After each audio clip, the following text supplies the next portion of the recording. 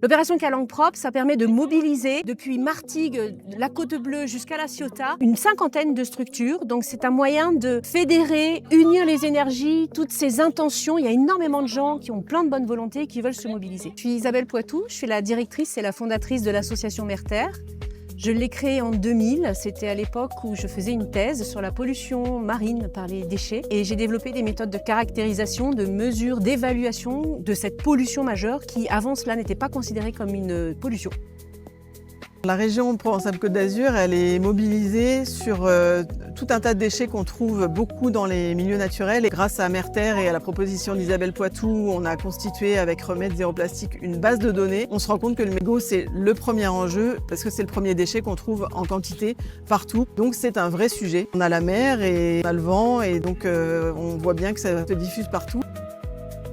Bien jeter est la clé de la lutte contre les déchets abandonnés. Calanques propre, c'est un moyen de sensibiliser, d'informer, de démontrer l'ampleur du dégât dans des endroits incroyables comme les calanques. Et ça permet de jeter un coup de projecteur sur ce fléau. La sensibilisation par la responsabilisation, c'est-à-dire qu'avec le bon geste, vous pouvez vous aussi protéger cette nature que vous êtes venu admirer. Mon mégot où il faut, aujourd'hui, nous aide à sensibiliser, informer et ça augmente largement le retentissement de l'association Mer-Terre et de Calanques propre.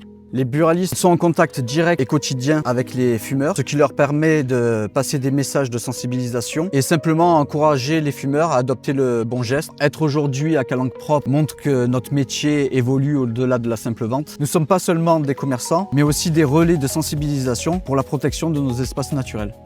Arrêtons de jeter nos mégots n'importe où et c'est un geste qu'il faut proscrire absolument, toujours dans un cendrier, dans une poubelle, jamais par terre, ça descend à la mer.